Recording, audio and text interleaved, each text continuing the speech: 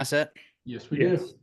Yes. All Yes. right, let's roll then. As Rory said, I have really dedicated my career by accident, by the way. I'll give you a short story real quick. I was a 25-year veteran of the mortgage and real estate business. I've had ownership in a couple of real estate franchises and am heavily involved in the real estate industry as well.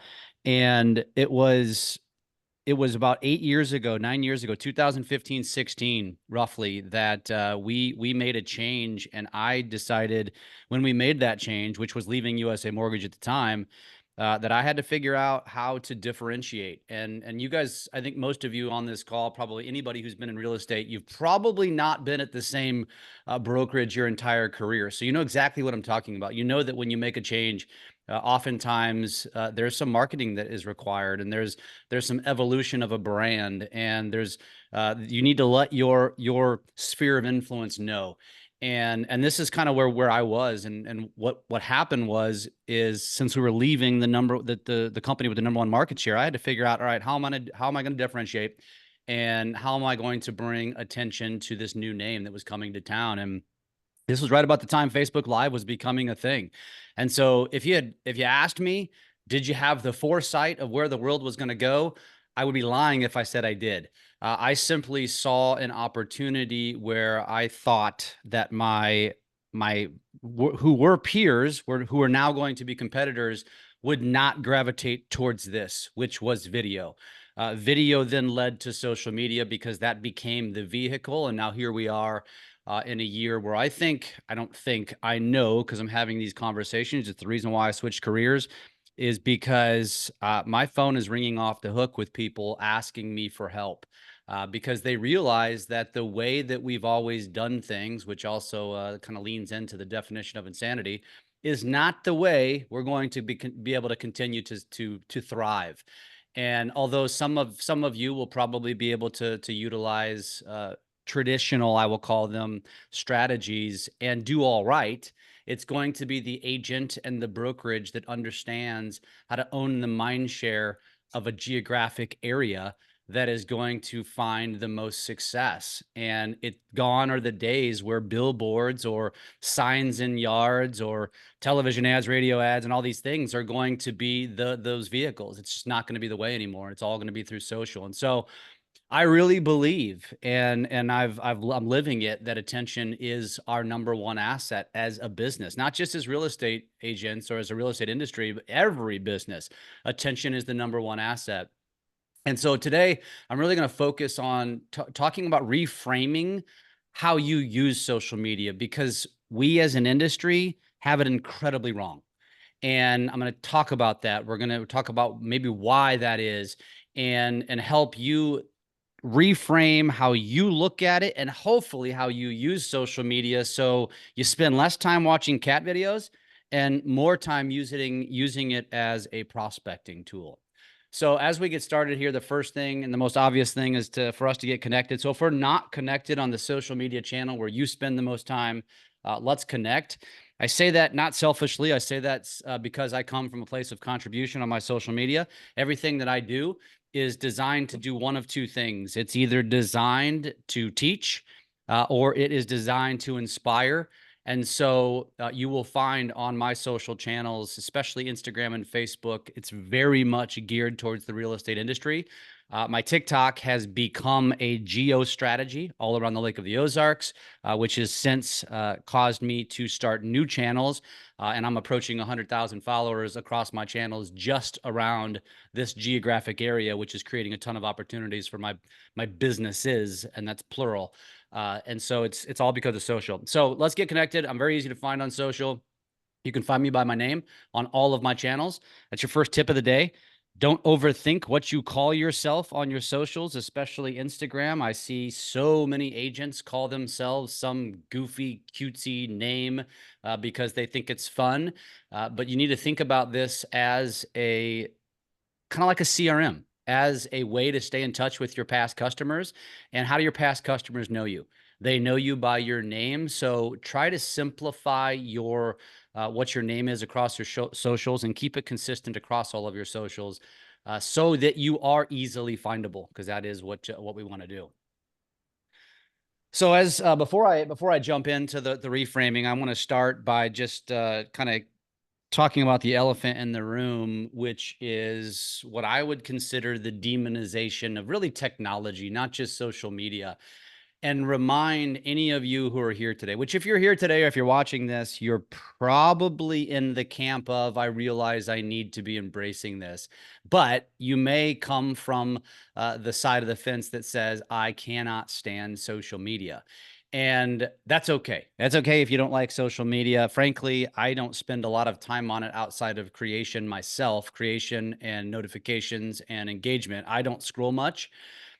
But you would be right if you said social media has really screwed up our world. It has. You wouldn't be wrong if you said that. And I coming from a dad who has two daughters who are 20 and 24. I've watched this evolution. I've watched how it has changed humans, and I can sit back and I can be mad about it and I can say, screw this thing, I'm never going to use it. Or I can realize that it is the way that it is. Also, that every piece of technology that has come before us has also been demonized. And so if you find yourself saying to yourself, I can't stand social media and I don't want to use it, well, I'm going to remind you that my grandfather, maybe not remind you, tell you that my grandfather, who is long passed away, told me about 25, 30 years ago that he would never use this stupid thing. And he was referring to a computer. And here we are today, and we walk around with computers in our pockets. And if we leave the house without it, many of us break into sweats and turn the car right around and go back and pick up said computer, which is called a smartphone. But even before that, like the world has demonized every piece of technology. There was a time when the radio was introduced to our country, and every mom across America was demonizing the radio because their kids no longer wanted to go outside and play. They wanted to come inside and listen to the radio. And then it evolved until the television. And you know what our moms said to us? That we'd go blind if we sat in front of the TV too long, that our brains would turn to mush. And it turns out they were lying. But they just didn't like what the evolution of our world was and what was owning our attention, which was the television. And then it was car phones, and then it was beepers, and then it was the internet, and here we are with social. Now it's becoming AI. And the reason that I spend a minute on this is because this is a part of the psychological change that you have to have as it relates to social, to understand that this is just the way the world goes. And if you find yourself saying, I'm not going to use that stupid thing, I'm not going to use artificial intelligence, I'm not going to, what this whole virtual reality, crap, what is this? Well, you are, you're quickly becoming my grandfather or just like him. And that is something that we as middle-aged, I only speak for myself here, being in our middle age, it's hard for us to learn new tricks. It's hard to teach that dog new tricks, right? And so the opportunity that you have and that I've seen over the last 8, 9 years is that my industry has been very, very slow. Not just my industry, but the world has been very slow to embrace the evolution of technology. And that's where I've realized the opportunity exists, because those who jump out ahead and embrace and use create massive opportunity, because it's only a matter of time before everybody jumps on board. And you don't want to jump on board when everybody's jumping on at the same time. You want to be well out ahead of it. So we're going to start with talking about reframing how you use social media. And I simply put this in a graphic like this. How do you use it? I've already mentioned this. And for most of you already know the answer. I know the answer. I know how most humans use social media. Most humans use social media, and it's depicted on the left side. It's puppy dogs, it's food, it's fashion, it's kids, it's pets. That's what it is. That's how, when you open up Facebook, Instagram, TikTok, YouTube, LinkedIn, it doesn't matter. Your attention is quickly shifted. That is the design of the platforms. It's important for you to understand that. It's important for you to understand what you're doing when you go and open up social media. What I want the shift to happen for many of you is I want it to look like the right lens versus the left lens. And I want the right lens to be, you come into social media from a place of, I am here to create. I am here to engage. I am here to use social media as my CRM. Because if you live on the left lens, you are effectively wasting time. Now, don't get me wrong. Social media has now become are the new television. Gone are the days, for those of you that are my age, that where you sat down on a Monday, Tuesday, Wednesday, Thursday night with a plan to watch a schedule of shows like Seinfeld or Friends or whatever you were into. Those days are gone. You don't have to do that anymore. Nobody does that anymore. In fact, many humans, especially the younger generations, my wife included, who's in her upper 30s, she goes into the living room, turns on the television, lays back on the couch, and gets on her cell phone. And I'm like, why did you even turn on the TV? And her answer is background noise. And that is just the reality of our world. And so understanding the opportunity that exists with social is for many has just gone right over their head, because when you open up social and you just mindlessly scroll versus understanding and recognizing that every single customer that you've ever done a transaction with, and there might be one, there might be less than 2%, but almost every single one of them is spending time here. And most of us haven't recognized that opportunity, as there's no better place to stay top of mind and stay in touch with that past client, because we were taught to do things a certain way and we just continue to do it without recognizing the opportunity that now exists. Now, I'm going to throw some data at you for a second. Social media is being used by almost 5 billion people. Most importantly, the amount of time that the average internet user, the people that use social media, is spending on social every day is 151 minutes a day. Now, that was at the end of 2023. And I can tell you at the end of 2022, it was 123 minutes. So in a year, we gained 25 plus minutes. And I bet every year that goes forward, that number is going to continue to increase. And when you look at data like this, if the one word that doesn't come to mind is opportunity, then you're completely missing the boat. You are the consumer, and you're not the person who's providing content or using social media for your consumer. Now, as of last year, 235 million, this is what's important.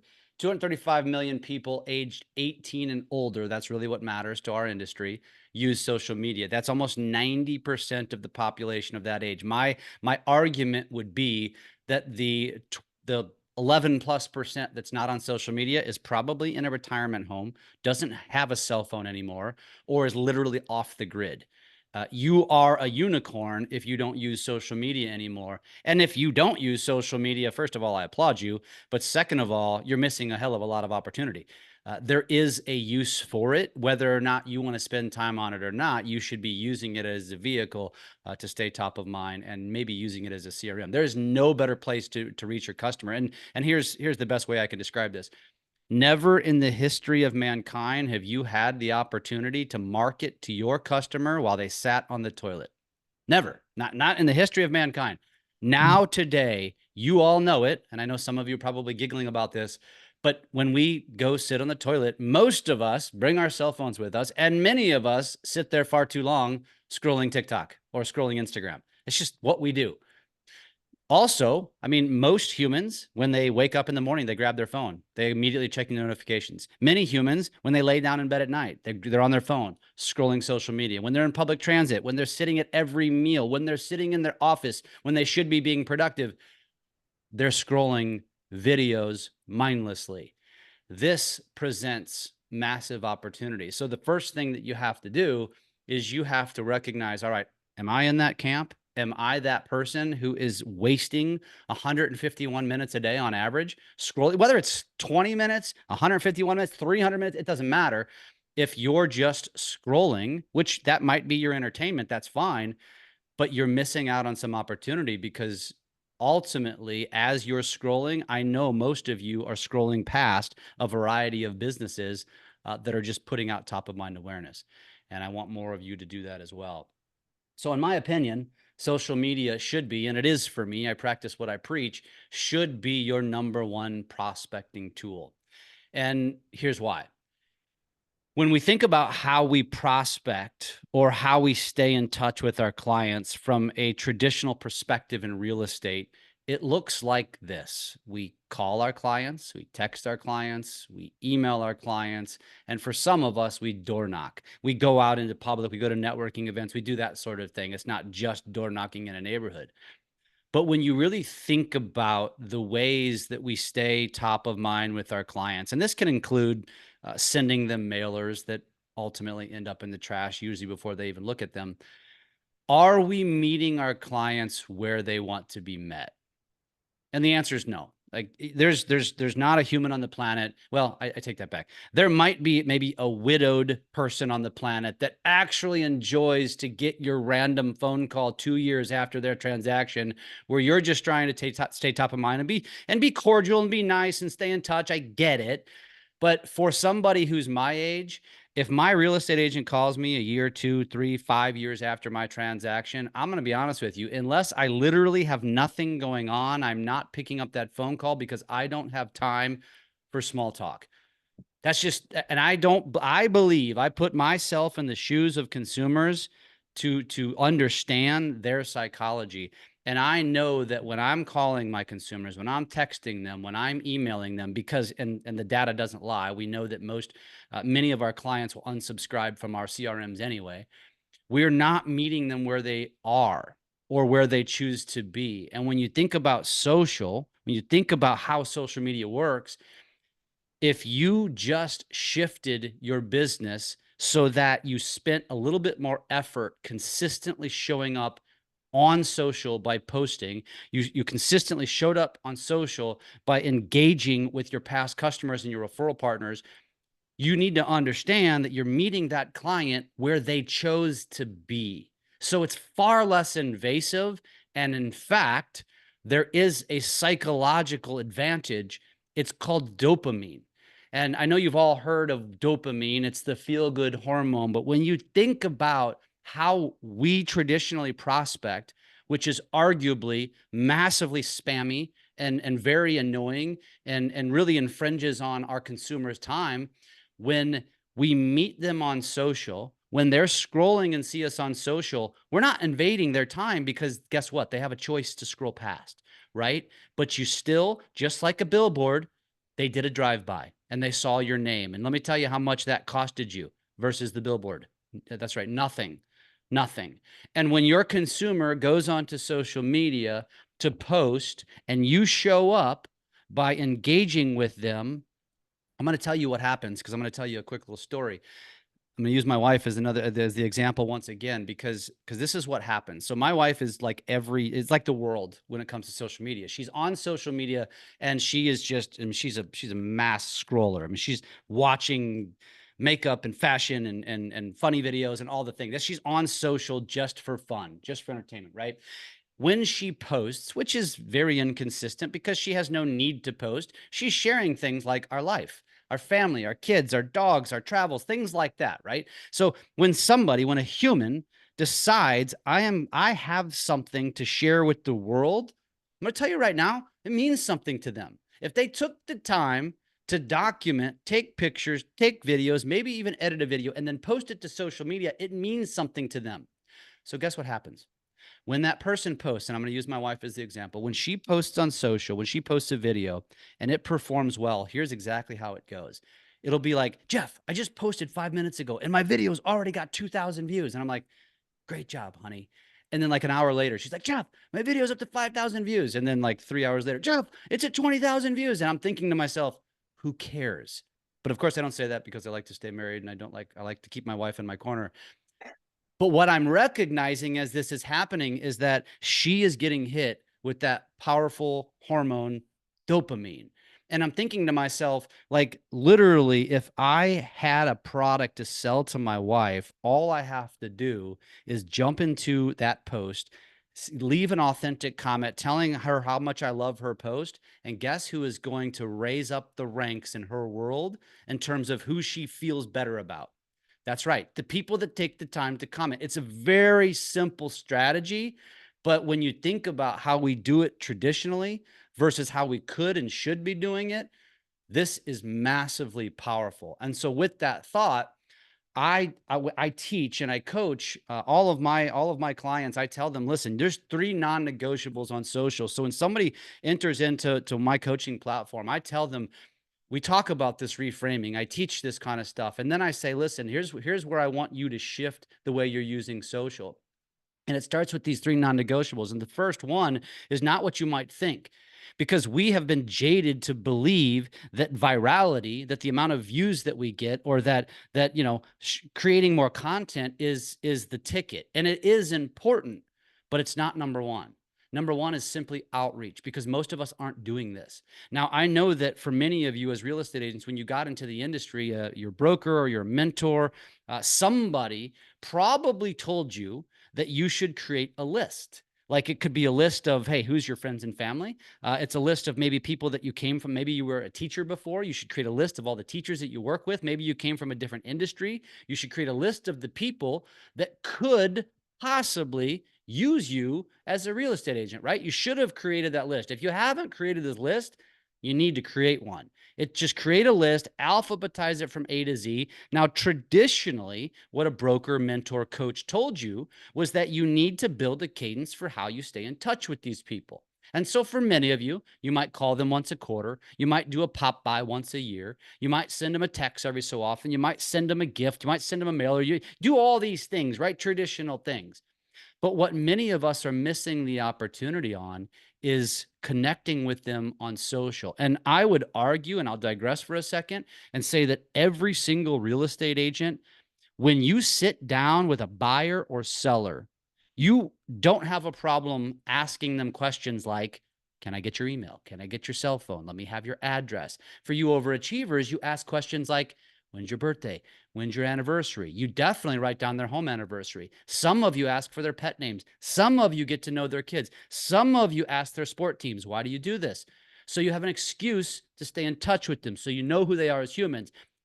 But I would argue and say one of the things you're missing out, and you should be asking, is, Mr. or Mrs. Client, where do you spend time on social media? Right then and there, when you're asking them these other personal questions, ask them, where do you spend time on social? Because here's the thing, they are not going to be taken aback by that. In fact, they're probably going to get a little giddy about it. They're going to be like, oh yeah, I love TikTok. Oh, I love Instagram. You're going to be like, cool, I'm on Instagram too. Let's follow each other right now. And what you're actually doing is they're just going to think you're being friendly. But what you're doing is you're pulling them into the spider web. Because for most of you, you close a transaction, you dump them into a CRM. You didn't ask their permission to dump them into the CRM. And then you start spamming them with a bunch of garbage, like 10 tips to get their house ready to sell in the spring. And they just bought their house a year ago, right? Or you're sending them recipes. They don't need that from their real estate agent. And so what you could be doing is connecting with them. So in addition to all of those things, those questions you're asking, what we all should be doing is, hey, where are you at on social? And let's connect right now. Because what you're doing is pulling them into your web. But what that means is now you take it from, you have your list, you connect with as many of them as possible on the socials. Really, Facebook and Instagram are probably the most important. And then I want you to spend 10 to 20 minutes a day stalking that list to engage their content. Now, for some of you, your list might be 100 people. For others, it might be thousands. If that's the case, that's okay.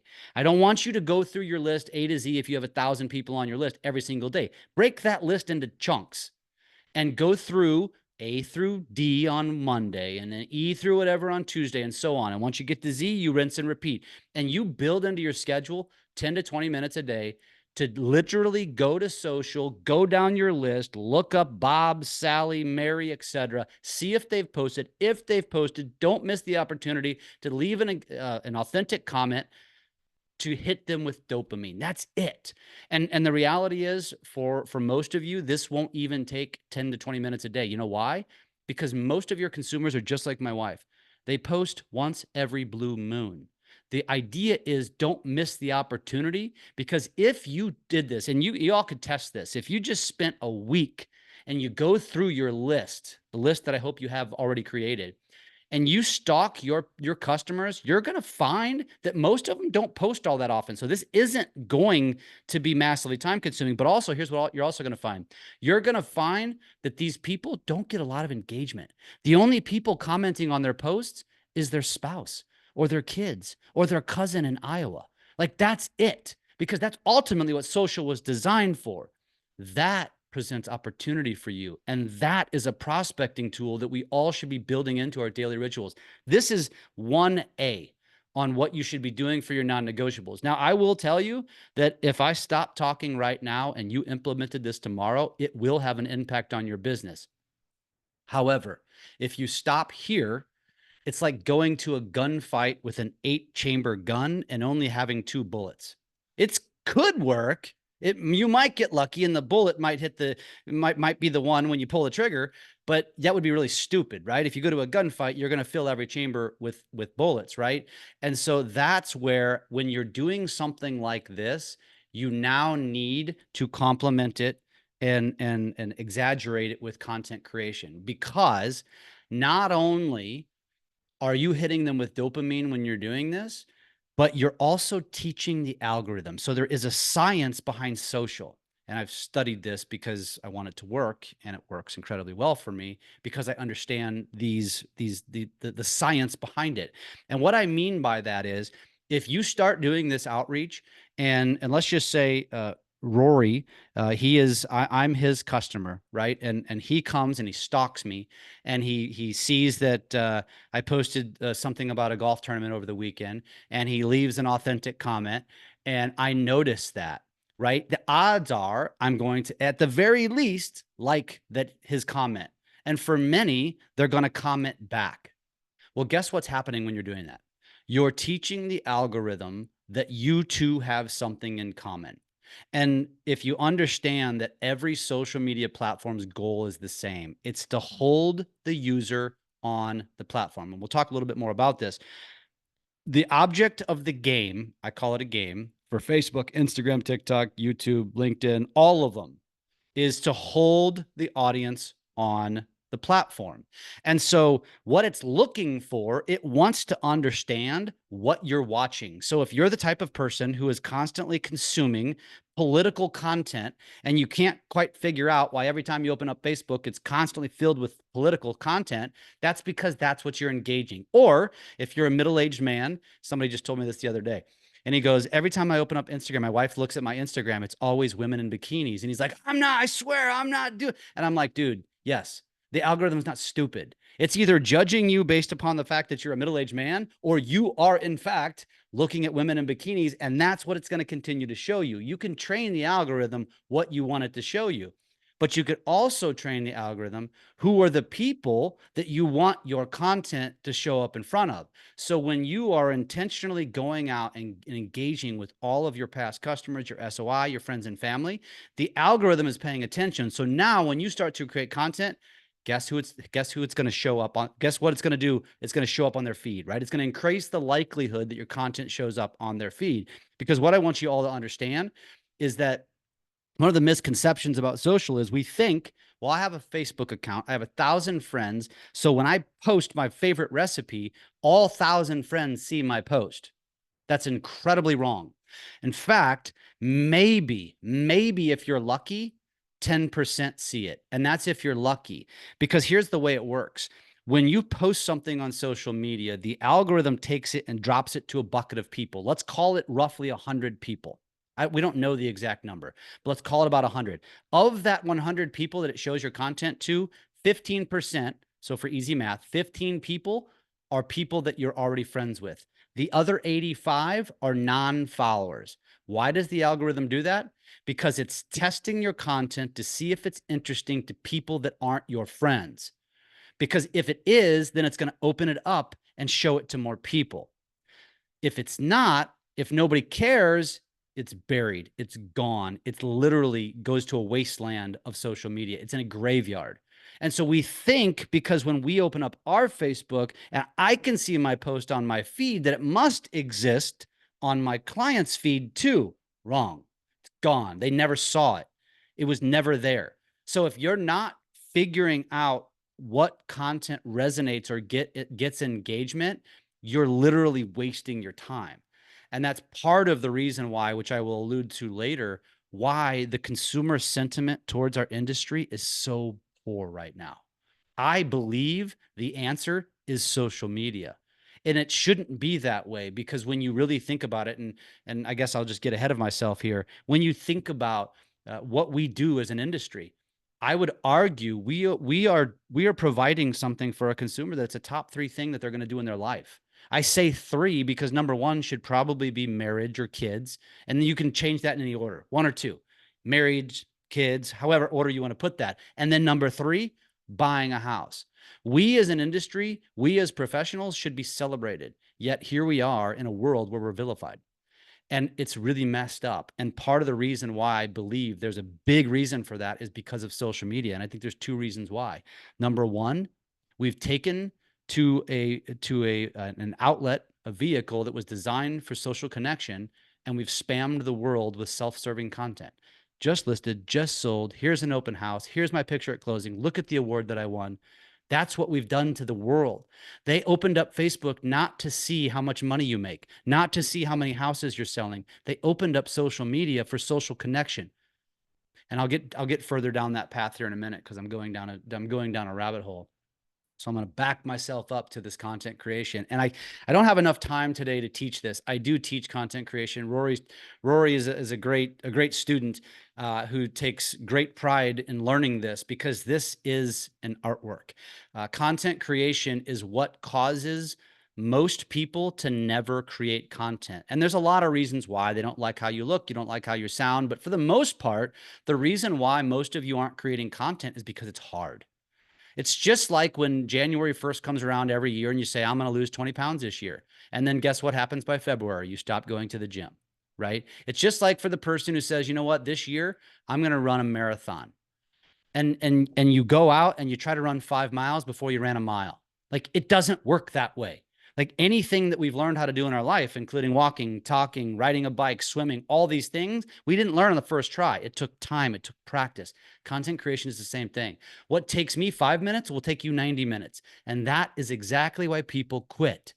Because for me, it also took me 90 minutes when I first started. And then I kept practicing and I kept practicing. I kept practicing. And now I can bang out content quickly. And I know how to use various tools and the technology, and you can be the same way. And here's one of the things I've recognized and realized, especially in our industry. Our industry, I'm not telling you guys anything you don't already know, is old. Our industry is old. The average age of a real estate agent is in the 50s. Good luck teaching most real estate agents or convincing most real estate agents that they need to be creating content to survive going forward. And that is where the opportunity exists for many of you. So what I suggest is that you build in, I said 10 to 20 minutes a day for outreach. I'm going to tell you about 30 minutes a day for content creation. Yes, you're going to need more time in the beginning if you want to do cool stuff. You don't always have to do super cool stuff. There's an argument that frequency trumps perfection. I'm living proof of that. But you need to build some time into your day or your week for creating content, because if you're not creating content, all of this effort you're putting into this, you're going to leave opportunity on the table. Now, the last non-negotiable is notifications. So once you now have spent your time doing outreach, then you go into content creation. Now your notifications are going to light up like a Christmas tree, which for many of you, you're going to be thinking, oh God, that's annoying. No, that's opportunity. That's like you sending out an email through your database and 50 people replying and you complaining about that. I would, if I was Michael, I'd slap you if you complained about that, because that's opportunity. That's what you want to happen. You want people to connect with you, right? So when you're looking at social, when I talk about the reframing of social, it really comes down to this. If you're getting into social and you find yourself watching cat videos, dog videos, golf videos, cooking videos, makeup tutorials, fashion, whatever the case is, you find yourself doing that, that's where this all starts. That's where you need to learn how to be more disciplined.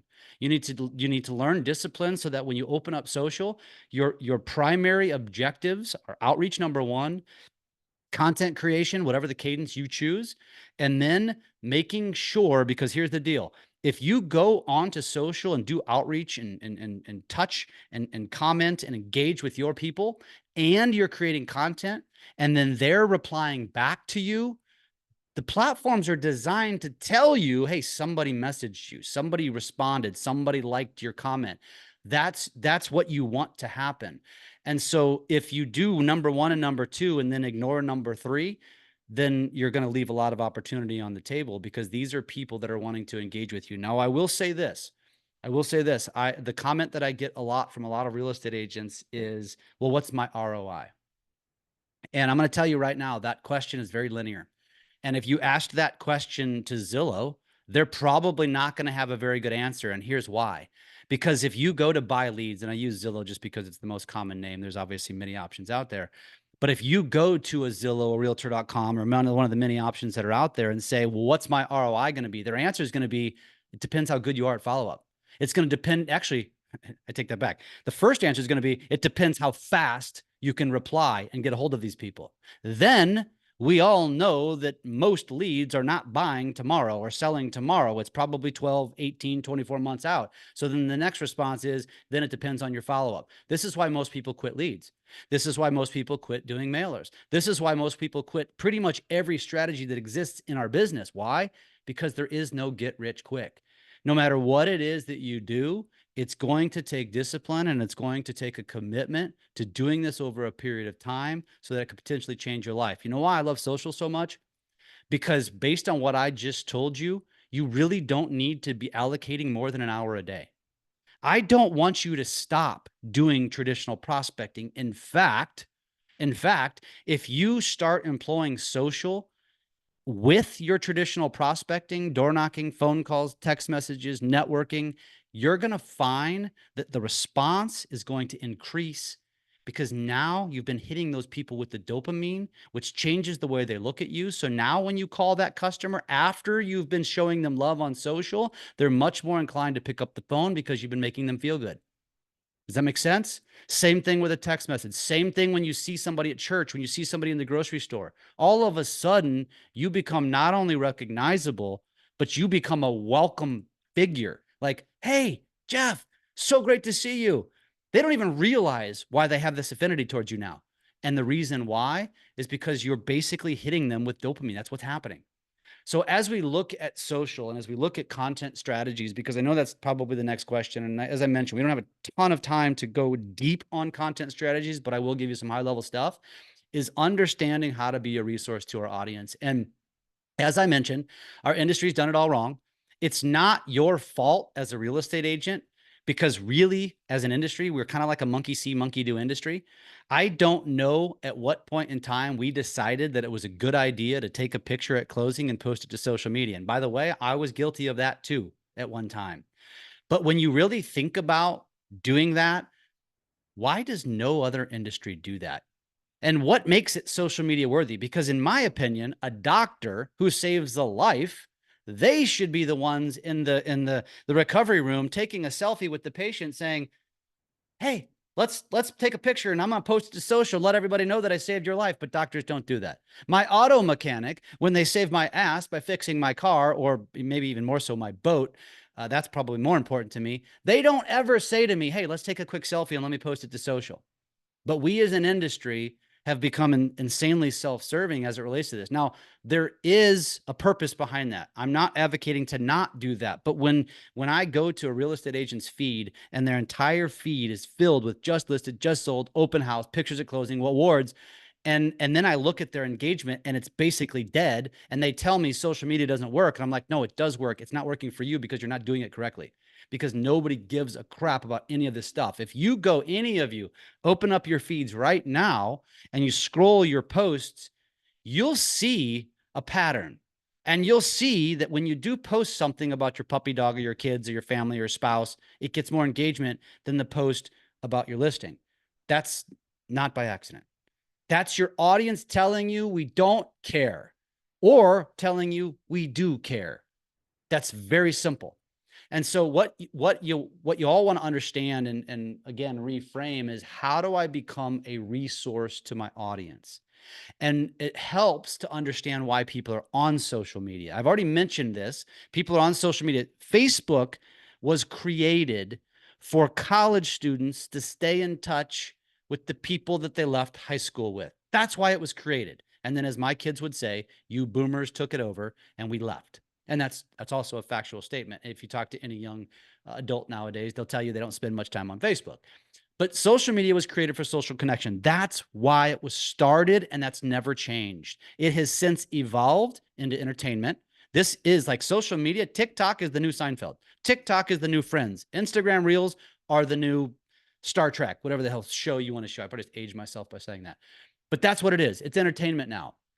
Now, the parts that most people overlook is that why people are on social media. They're on social media for validation. They're on social media for emotional elevation. And the last one is education. But most people are not turning to Facebook or Instagram or TikTok thinking to themselves, I'm going to open up Instagram today because I really want to see a Monday market update. Said no one ever. Because what they're actually doing is most humans, sadly, are not very happy with the way their life turned out. They're not happy with their job. They hate their 9 to 5. They're maybe not happy with their spouse. They're maybe not happy. They're annoyed with their kids. They're maybe not happy with the way they look. They're not happy with a lot of things in their life. So many people go to social media for validation. In other words, they're going to social media to validate that they're not abnormal, that other people are like them. And that's why the world is evolving, especially through television and social media. And you'll notice that like this whole reality TV thing, like the Kardashian type television show, is pretty much gone away. Why? Because people don't want that anymore, because that's not actually reality. They want real reality. And television doesn't give real reality. Social media does. That's why social media is taking over and replacing television. They also want emotional elevation. They want to be lifted up. They want to feel good. You know what I'm talking about there? I'm talking about if they post something, they want comments. It makes them feel good. If they took the time to post, they want you to show them some love. And you all should be strategically doing this with the people that matter to your business. It's a strategy. That's it.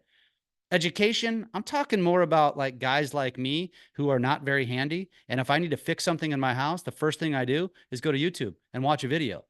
And that's what teaches me how to do it. That's why people use social media. Yes, there are some people that will learn some things about real estate, but the problem is because we are an industry that's massively diluted with licensed professionals, we've diluted it.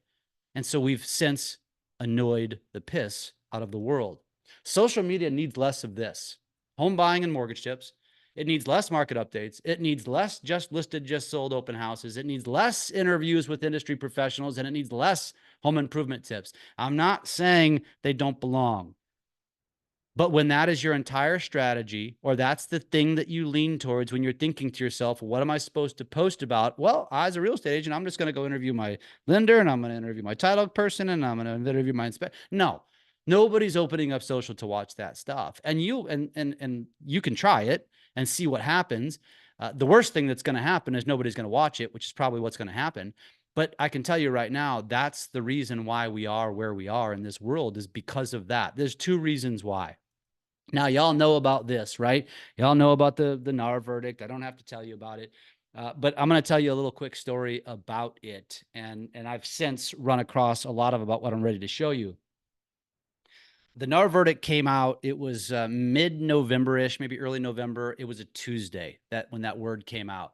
And I remember I was traveling, and I remember sitting down in my hotel room later that night, and I opened up Instagram, and the first things I see on my feed are real estate agents talking about the NAR verdict. And of course, I was like, oh God, no, please, no. And we had so I have a coaching platform. I have several of them, but one of them is called Drunk on Social. It's a group coaching platform for real estate agents that I have partnered with Tristan Alamada on. Tristan's the founder of Lab Code Agents, and we had a coaching call that Thursday. So the news comes out on Tuesday. We have a coaching call that Thursday. So this is back in November, and one of our students raises their hand, and they're like, "Guys, I posted a TikTok."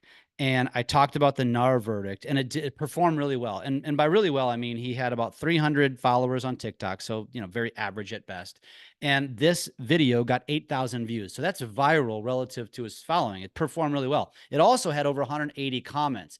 And so he goes, "Guys, it performed really well. What should I do? How should I respond to this?" And of course, at first I was thinking to myself, wow, I'm surprised that this resonated with people. And then I'm like, well, let's dig into the comments and let's figure out how to respond to this. And when I dug into the comments, this is just a smattering of what I saw. These are real comments from this guy's post on TikTok. The sunlight shines and the roaches scatter. Watching realtors freak out on TikTok has just been the icing on the cake. Y'all need to calm down. We're not paying you. You don't need an agent as a buyer if you have half a brain. If you don't have half a brain, you can still hire an attorney at a lot less than 3%. You don't need an agent to buy a home. You need a real estate attorney to drop a contract. Real estate agents are not needed. Take your commission, put it in an amortization schedule, and show how much it was really costing. It was ridiculous collusion. It's finally over.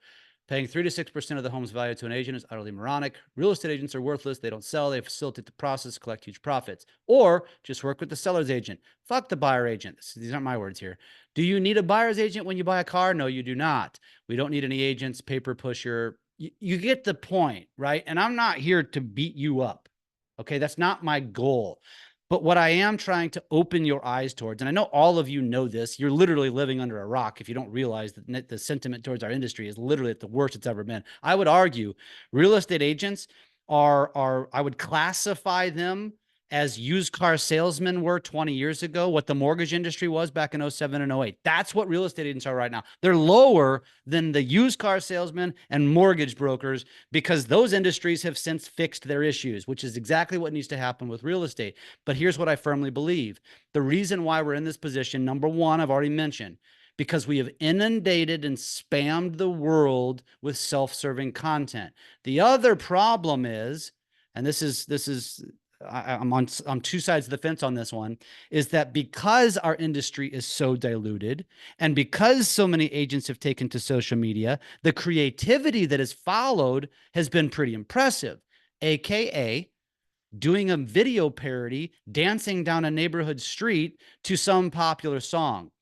Now, I get it. Like, that makes a lot of sense. I've watched many of those videos and been wildly entertained.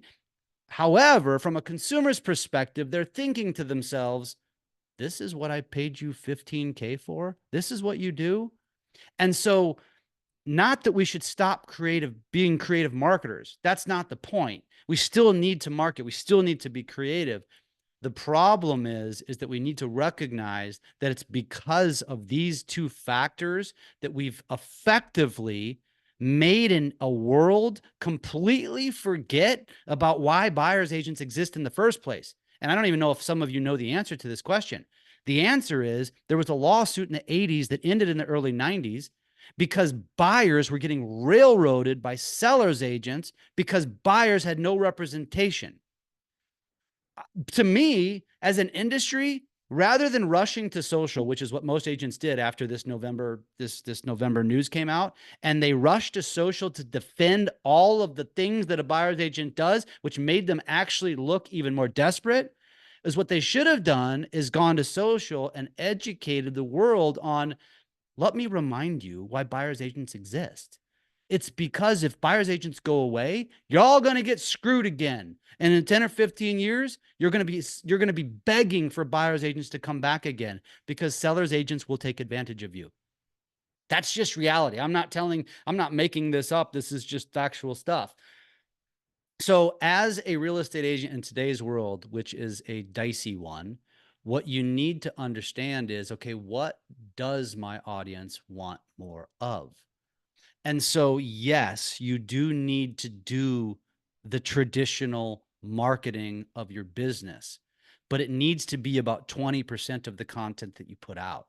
Because even when you find a niche, when you find something that works, whether it be golf or local content or your faith or your family or your hobbies, whatever it is. And let's just say you find something. Michael starts posting about one of his hobbies and he finds that he's getting consistent engagement. It's like, wow, okay, this does work. People are interested in this stuff. And then Michael drops in a post about his latest listing, and that post pretty much falls on deaf ears. And that's probably what will happen because because people aren't interested in that. However, it's important that Michael stokes the algorithm, AKA lights the fire. It's like when you have a fire in your fire pit. What happens? You fill it up with wood and the fire is really hot and it's big, it's expansive. And then what happens after an hour? You have to feed it with more wood, right? Or the fire is going to go out. And so it's the same thing with social.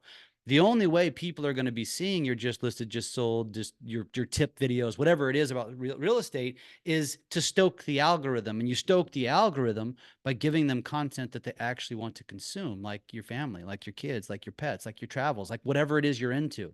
I mean, I just did this the other day. I don't post enough golf anymore because I've kind of drifted away because I found my niches. And I posted a video the other day from my member guest golf tournament. And the things that I haven't even checked this morning, but as of last night, I was at 330,000 views. Now, that's not going to make me go back down a golf path. I could, but I've already established my niche. And what I encourage my students to do is, as you're figuring this out, what you're going to have to do is you're going to have to throw a bunch of shit up against a wall to see what sticks. You've got to test things, because ultimately, one of the biggest mistakes we make as social creators, and I know many of you don't look at yourself that way, but I'd like you to, is that we try to determine what we want to be on social, but we don't get to choose. Our audience chooses that. And our audience chooses that based upon their engagement. And what I've learned over the years is people love and eat up lifestyle content. That's the way the world is going. For many of you, you might be thinking about, well, that's so cringy. I really don't care to watch somebody say, here's what I did today. But that's where the world is going. Now, I'm not saying you need to do that, but lifestyle content can be very broad. For me, I have a platform. I have channels called Lake of the Ozarks Lifestyle. What does that mean? It means that I'm putting out lifestyle content, boating content. I'm videoing boats going by. I'm videoing all the things that are happening at the lake. I'm doing local business highlights. I'm highlighting local businesses. I'm repurposing local news and what event every single week. On my channels, you will see a video that says, if you're going to be at the lake this weekend, here's some things to do. And those videos get so many shares and so much engagement. Why? Because this is what people want. This is value to them. And this is something that every single one of you can do in your own community. You know what people also love? Opinions. They love to hate your opinion. Some people like to agree with your opinion, but opinions work because it drives engagement. It stokes the algorithm. That's a little bit scarier for many of you because you don't like to be told that you're a dumbass. I get told I'm a dumbass all the time. I've embraced it because it helps my algorithm. I'm okay with it. I also know that not everybody's going to be my customer.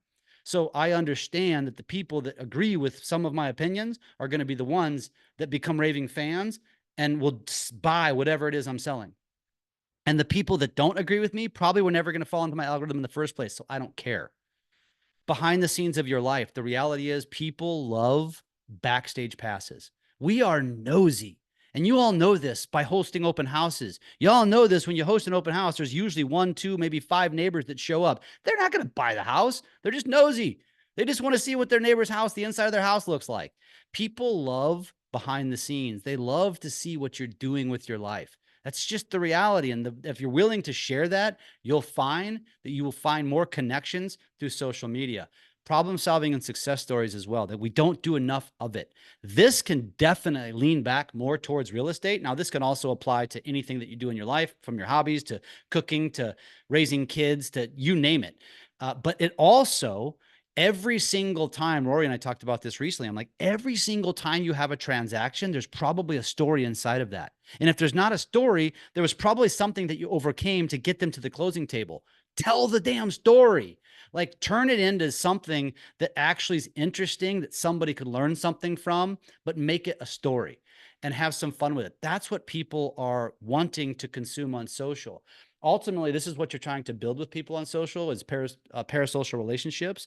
For those of you that haven't heard this term before, it's a one-sided relationship. One person extends emotional energy, interest, and time, and the other party doesn't know they exist. To me, like, I had a parasocial relationship with Maverick and Goose as a kid. I had a parasocial relationship with professional athletes. I'd be in my backyard having an entire ball game with a bunch of people that weren't actually there, because I had a relationship with them, but they didn't have a relationship with me. So historically, this is something that we did with celebrities, famous people. Today, with social media, we can now be the one that builds the parasocial relationship so that when you walk into church, people recognize you. People beeline to you. When you walk into a networking event, people walk right up to you because now they feel like they know you and they don't even know you. Same thing can happen in the grocery store. It can happen anywhere, but it's powerful. As you're thinking through this, for those of you that walk away today and decide, you know what, I do want to do this, but I don't really know what to post about or how often to post.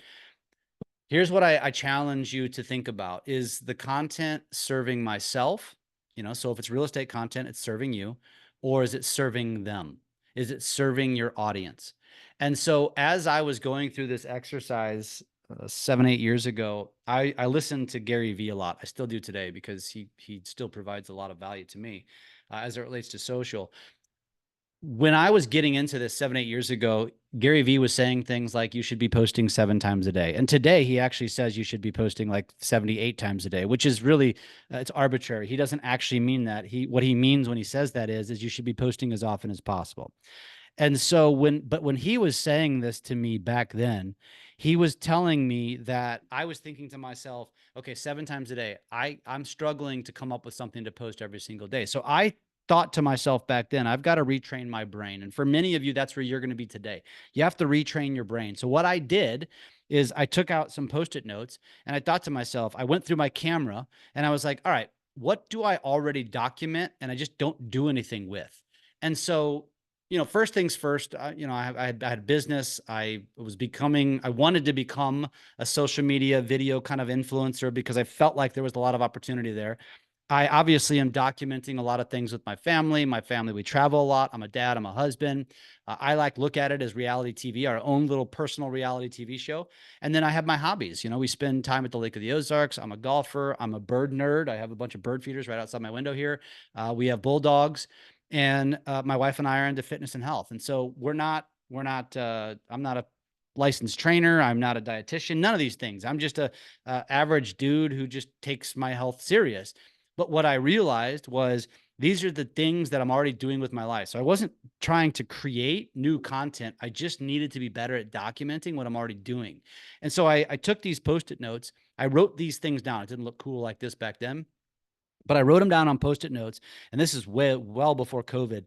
And I had a post-it note in my work office. I had a post-it note in my home office. I had a post-it note in my car. I had a post-it note on my nightstand. I had a post-it note on my mirror in my bathroom. And believe me, my wife really loved this. She's like, "What the hell is all this?" And I'm like, "Honey, I'm trying to retrain my brain. I'm like rewiring my brain so I don't forget that I need to be posting more often."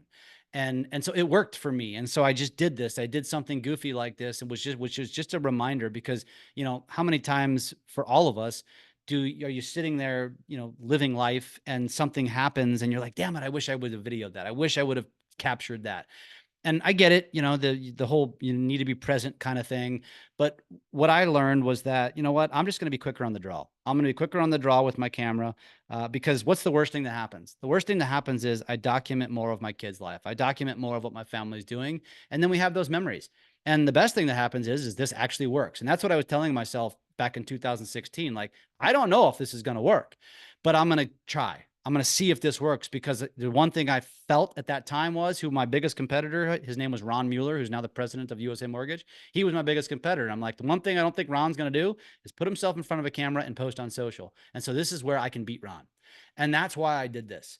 And so I encourage you all, as you walk away today, and if you decide you want to lean into social as a tool, as a strategy for your business, you need to write down the things that kind of define you as a human being. If you're an avid tomato grower, then document that. There are people that would eat that stuff up far more than your real estate content. Are you do you bake bread?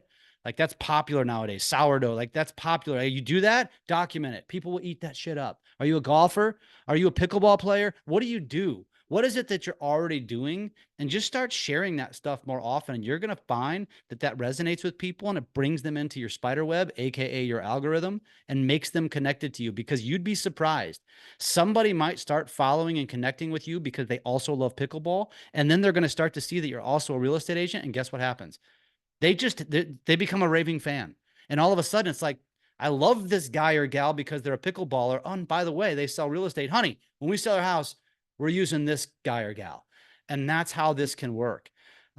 Ultimately, and I've already mentioned this, you need to find your niches. We want to find our niche. We want to narrow it down. The mistake that we've made, and probably the most flawed advice that real estate coaches give, because real estate coaches with social media will tell you you need to find your niche. Well, naturally, what does every real estate agent do? Well, my niche is real estate, so that's what I'm going to post about. And that's been the problem. That's what's caused the issues that we're at. And ultimately, what I learned through testing was that I don't get to choose this. I wanted to be a social media strategist, a social media expert, a video expert, but my audience didn't give a crap.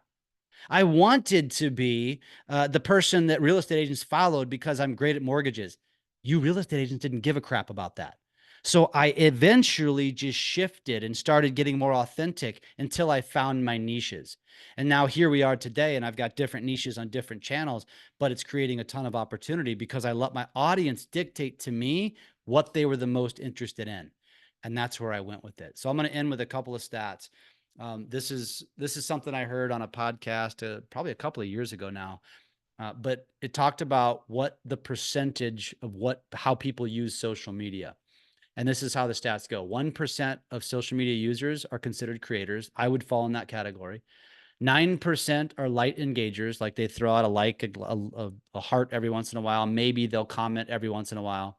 But most consumers on social media are just lurkers.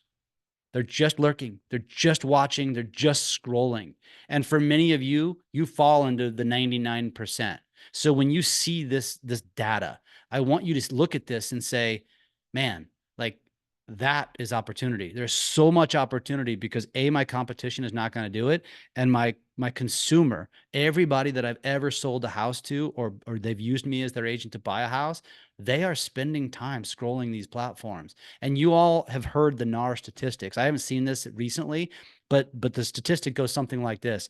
Roughly 90% of homeowners say they will use their real estate agent again, but only 13% do. And there's a reason for that. It's a couple of reasons. One, we suck at follow-up, or we don't follow up at all. Those are pretty much the two reasons. And part of that follow-up, part of the suckiness of your follow-up is that your follow-up is email that they've unsubscribed from. Your follow-up is a phone call or text message that they're annoyed with. Your follow-up is a mailer that goes into the garbage. You're not meeting your customer where they want to be met. And they're all on social media. And that's where the opportunity exists. Also, for those of you that struggle with video or think to yourself, man, I don't see myself getting on in front of the camera, let me remind you that the post that you're not creating will be outperformed by the shitty post that you believe sucks. Posting something is better than posting nothing. And here's the other reality. I did a post about this recently. I think Rory, actually, we talked about this, is I actually shared a snippet from the very first video I ever posted, which was back in 2016. And it was a Facebook Live. And it was the cringiest, hardest thing to watch. I counted like 46 ums in the first 60 seconds. It was terrible. And it performed actually really well. But I bring that back every once in a while just to remind people, like, listen, we're all going to suck when we do things for the first time. You know, again, if you tried to run a marathon tomorrow and you've never run a mile, good luck. You're not even going to make a mile. You know, you've got to practice at this. And the only way you're going to get good at it is to do things that make you uncomfortable. And so you're going to have to create some content, because the more you create, you will get better at it. I promise you that. I'm going to leave you with this. You already know I have a coaching platform. I am contracted by USA. I'm contracted by a lot of individuals and a few other companies. And one of the things that I do is not only do I teach strategies, but I actually provide content. And so what we do, and Rory's very familiar with this, is we put out seven pieces of content every single week. So a piece of content a day. It varies from videos to carousel posts to automated or animated videos, animated graphics, I should say, all kinds of stuff. We do trending stuff. We do CapCut overlays, all kinds of cool stuff. And this is what it looks like. It's a Google spreadsheet, and you only get access to it if you're inside of my platforms. We literally like done for you stuff. In fact, the post today, Roy, I don't know if you saw it, but it's done for you. You can just take it and post it. But it's stuff that's designed to have kind of a real estate kind of a real estate feel, but not selling anything. It's more educational. It's more fun. Like today's was an article I came across because I aggregate this stuff. And today's post was about the top 10 amusement parks for adrenaline junkies. Well, that's interesting. I thought it was interesting. I look at these titles and I'm like, if that interests me and makes me want to read the article, I feel like somebody else would want to read it. And it's summertime. People are going on vacations, but that's the kind of content we put out. We put out content that will hopefully entertain, educate, and make people want to follow you because you're not cramming your business down their throat. But with this spreadsheet, not only do we provide the content, we provide scripts, we provide instructions, we provide text overlays, we provide reference articles, all of the stuff. I'm not saying you need this, but Rory has it. And so what we also provide is tutorials. And so we do things like how you should set up your account on Instagram, how you should optimize your bio, how you should set up your profile, how to connect your Instagram to Facebook, how to green screen, how to share news through green screen, how to remix on Instagram, how to add overlay pictures and video to videos, and how to use templates in CapCut, all this stuff. We've got a whole library of these kind of things, but these 8 I give away all the time. But if you want this stuff, you can have it. You just got to email Rory. So if you want access to any of this stuff, and by the way, you can get access to the content too. You can get access for free through Rory, or you can pay me, and I'll take either way. I'm cool either way. But literally, if you struggle with it, if you want coaching, if you want one-on-one, if you want access to the content, I'm happy to take your money. But you don't need that. You don't need to do that. USA contracts me, so every loan officer at USA Mortgage does have access to this stuff. And they're happy to provide it to you because this is what I'm teaching them. So I'll end this by saying, if you do want access, if you want to just kind of be pulled into that circle and do a little bit more, I will tell you, having accountability matters greatly. It's just like going to the gym. Typically, we have more success when we have an accountability partner. It's the same thing with social. If you have an accountability partner to sticking with this, you'll probably have more success with it. So feel free to use Rory.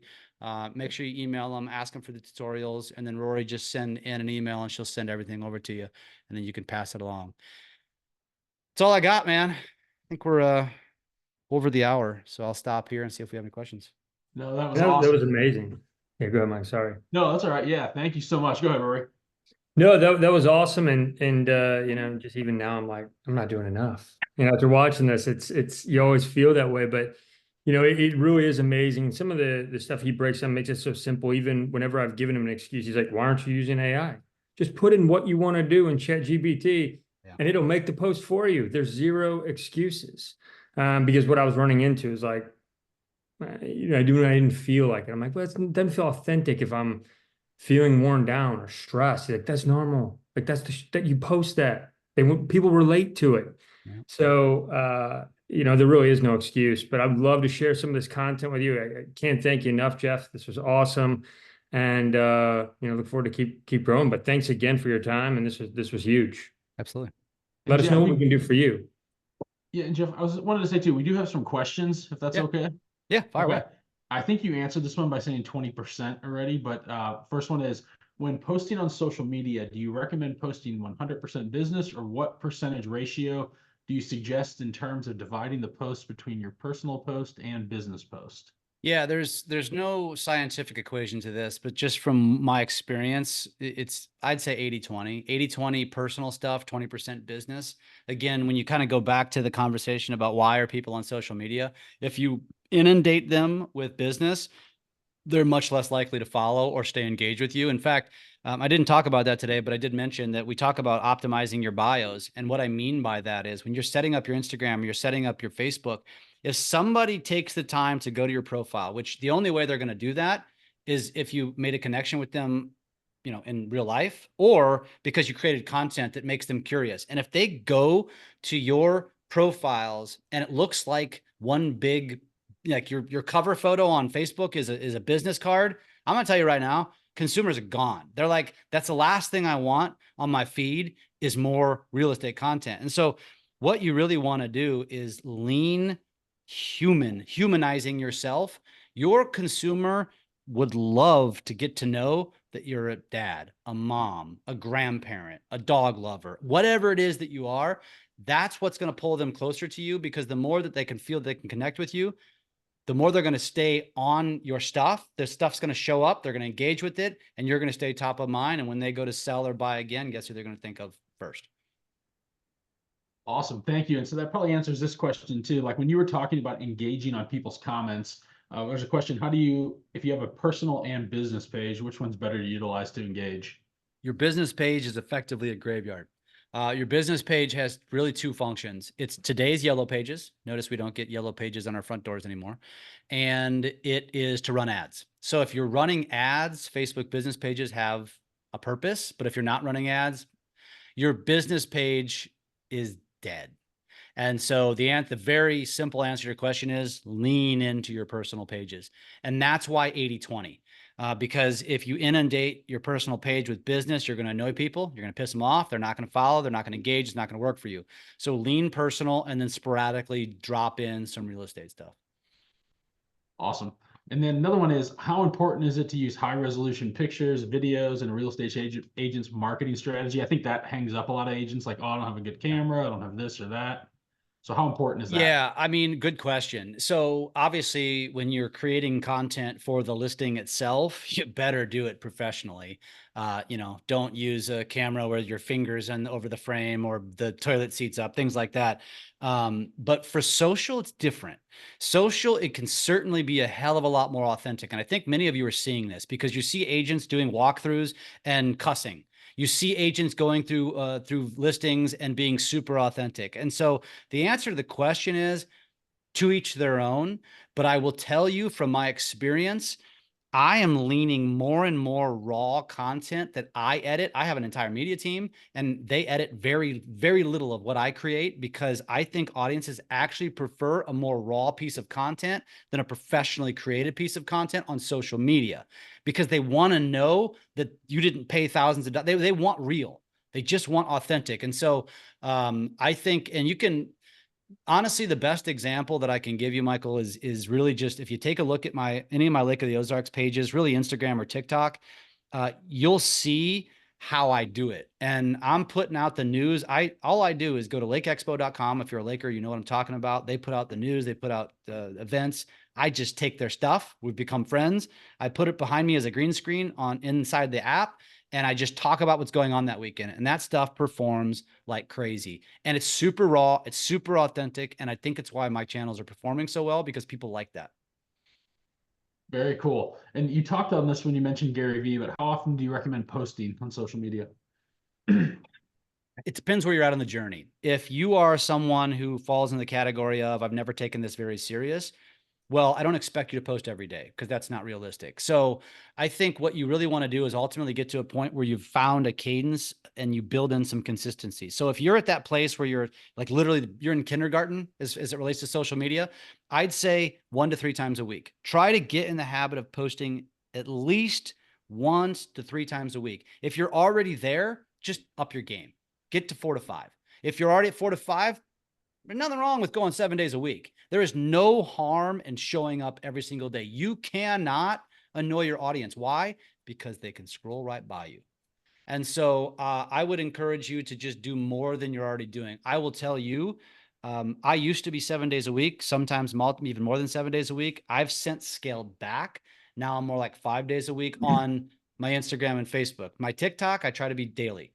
But it's kind of you kind of got to figure it out for yourself, what works for you and kind of how much social media is going to play a massive role. But I will tell you this, some of you might lean into this, and this is what I typically see. And I see this, of course, I see this with all marketing. You'll lean into this for a few weeks and you won't get any results and you'll quit. You'll lean into it for 2 or 3 months. You won't see any results. You'll quit. And that's what a lot of you've done with leads. That's what a lot of you've done with a lot of marketing strategies. I'm going to tell you right now that it's a good 2 to 3 year plan. And so the reason why I break it down the way I break it down is that I don't want it to be something that makes somebody look at it and say, oh God, no way. And so that's why I break it down and say, just spend an hour a day. That's it. An hour a day, 5 days a week. That's it. Do this for 2 to 3 years. And I promise you, within that 2 to 3 years, we're going to be having another conversation that makes you want to take it up a few more notches and start vacating the traditional prospecting that you hate because social's having an impact on your business. And so that's why I break it that way, because if I told you you need to make social media your priority going forward, most people are going to be like, no. And I agree. Don't. Like, stick to what works, but use social as a complement to those other strategies. Love that. And I have a question too on, if, let's just say somebody's on Facebook right now, and should they take the time to set up all of these? Let's say they're not active on social media and they're like overwhelmed with the thought of like, oh God, I got to set up TikTok, Instagram, YouTube. I have to learn all this stuff now. I mean, is doing one platform better than nothing? Yeah. I recommend Instagram and Facebook. And the reason why is because they talk to each other, because Facebook owns Instagram. And so you might as well kill 2 birds with 1 stone. So I coach and teach, make Instagram your foundational platform, which is not normal for many. For some, that it's already the case, but for some, Facebook's You're old. I'm just going to call it out. You're old because Facebook is your primary platform, but that's okay. That's normal. But I will challenge you to shift and use Instagram as your primary platform, not because you're going to have more followers or more engagement on Instagram, but because Instagram has better technology. Instagram is a copycat of TikTok. TikTok is the leader in the clubhouse in terms of technology. And so you want to have the best technology at your fingertips to be a better creator. So that way, when you're posting to Instagram, you might have 5 followers. Who cares? Your content will be better because you'll have better tools, and you can automatically post it over to Facebook from Instagram. And now go spend your time and notifications on Facebook, but you're ultimately you're posting one piece of content that's covering 2 bases. So that's my simple answer. Now, if you're already doing that, the next evolution is, yeah, start a TikTok. Maybe start a YouTube channel, maybe get over to LinkedIn. But that's not until you've built a cadence and a rhythm into your Instagram and Facebook, then start to multiply it. Very good. Yeah. And then we have one other question here. Do you recommend spending money to boost social media posts? So let's say I post a personal post or something. Should I boost that on Instagram or Facebook? For most of you, no. There's a couple reasons. I very rarely boost, to be honest with you. I usually boost for one of 2 reasons. I'll boost just to test it, just to see what happens, or I'll boost it for vanity metrics. And so, and the latter is the one you might want to do. And here's why. Let me explain this. So if I was a real estate agent in today's world and I am going into a listing presentation, I already know what most agents go and sit down and talk to the sellers about, right? They have this 25-point marketing plan, and they're going to put a sign in the yard, and they're going to put it on the MLS, and they're going to put it on these various websites, blah, blah, blah, right? Typical stuff. What most agents aren't doing is when they're sitting down and going through that presentation saying, here's what I'm also going to do. I'm going to create multiple cell phone videos of your property. We're going to do some short form. We're going to do some long form. I'm going to post this across my TikTok, my Instagram, my Facebook. And here's an example of the eyeballs that I'm going to get on your property. Now, we all know that may not sell the house, but that will resonate to consumers, most consumers, especially the younger ones. And by younger, I mean really 60 and under, to be honest with you, maybe 50 and under.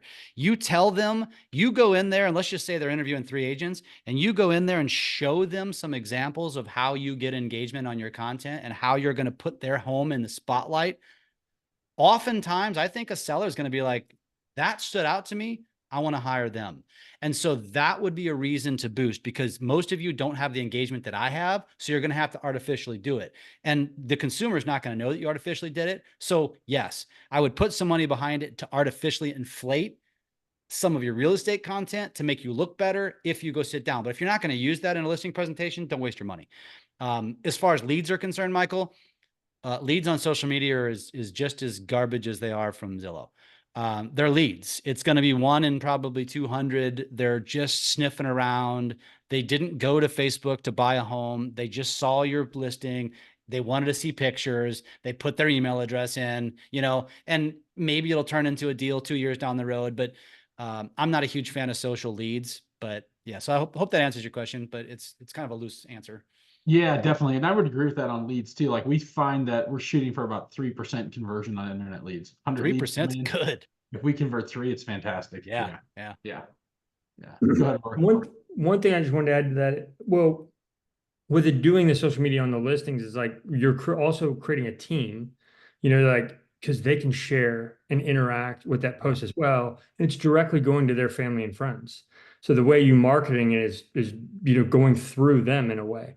But just to actually go to that, Rory, real quick, to that point, I've seen more listings and heard more feedback from agents, because I'll do videos at the lake for agents down at the lake. And what they'll do is strategically, they'll post it. They'll tag, of course, the sellers. The sellers will share it. And oftentimes it's the seller sharing it that gets somebody interested, and a buyer comes through that way.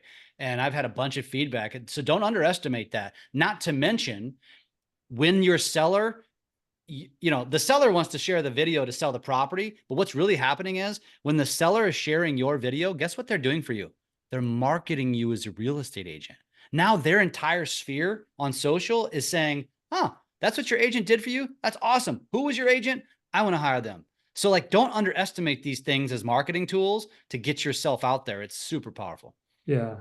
And the one thing I would just say is after, working with you, and one of the most powerful things that in ways to influence that you've helped me is that really what you said and went in the very beginning. And I think it kind of gets overshadowed with like the idea of posting. You need to post, you need to post, but you'll get in the mindset. So when you start posting, you realize the impact it has when you go on people's pages and make comments and like their stuff and their posts. Because when you put it out there, you're like, what if nobody likes it? What if people think I'm an idiot? What if, like all of these fears and the stories you're telling yourself, and then that one person gives you that dopamine of like, dude, this is sweet. Hey, I'm doing this too. So if you're being purposeful every day, getting into your database and saying, hey, like what I try to do is just like go through A's and just click on their page, and you'll see things that didn't come up on your feed and just comment. And one thing Jeff mentioned is like always try to ask a question. Like if it's happy birthday, instead of just being like, hey, happy birthday, say like, what are you guys doing today? Yeah. How are you celebrating? Actually, I'm glad you brought that up. If you are the agent who goes onto people's Facebook feed and wishes them a happy birthday, like the other 150 or 300 people that are doing it, you might as well just stop wasting your time. It's being diluted. What you should be doing is taking out your phone, shooting a 15-second personal video that says, hey, Michael, today's your day. Hope you got some great plans. Hope your wife's taking you out for your birthday, whatever. Like, the person, take 15 seconds, shoot them a video, text it over. It doesn't have to be edited. It's personal. That's going to be so much more remembered than posting onto their Facebook profile. Posting on their Facebook profile is easy. We push the easy button. Stop trying to take the easy route. Do something that's a little bit different that will make you be remembered. If you shoot a quick video and text it to them, I'm telling you, they'll remember it for years. And then you just start doing it every year. Every day. Yeah, actually. Yeah. I mean, but for I wouldn't send them a happy birthday every day. That might get annoying. Right. Clearly. Yeah, like half birthday and quarter birthdays. But anyway, that's awesome. And I want to say too, for everybody watching right now, if nothing else, take Jeff's advice on commenting on people's social media posts. Like if you're not going to do anything else and not create content, take the time to comment on people's posts. Because I can tell you, my mom, she's about 20 years into the business, but that's all she does. She doesn't call, she doesn't text, she doesn't send emails. She literally just texts on or comments on past clients' business, and she sells like 7 to 9 million a year just literally from that. Like that's it. Now, granted, she's been in the business a long time, but like that's all she does. She has no other strategy to keep in touch with her SOI other than commenting on her clients and people she knows social media posts. And they reach out to her when they're She's ready to hitting them with buy dopamine. They can never forget her. And they love her as a result. And they don't even realize why they love her. But if she did the same thing with postcards or the same thing in a traditional sense, it wouldn't work as well. That's why it's so effective. That's awesome. I love to hear that. Yeah. Cool. And she doesn't even know she's doing it, like honestly, or she didn't. You can now go to her and be like, I heard this thing today. You realize what you're doing is actually a psychological thing. Holy shit. Well, I think that's all the questions we have. Anything else to add before anyone else has questions, drop them in. But this was super helpful. I really, really appreciate it. I think we had a lot of people watching on Facebook as well. Cool. That dropped comments in. So we really appreciate you being on and taking the time. Yeah, you bet. Anytime. If you guys need me anytime, Rory, reach out to Rory or reach out to me direct, whatever is good. I'm here for you guys. So I'm happy to help. Awesome. Thank you very much. Very helpful. I got a whole bunch of notes here. So keep going. So, right on. Now let's see them come to action. Yeah, absolutely. All right. Appreciate it, guys. Thank you. Thank you so much. Thanks everybody for being on. Thank you.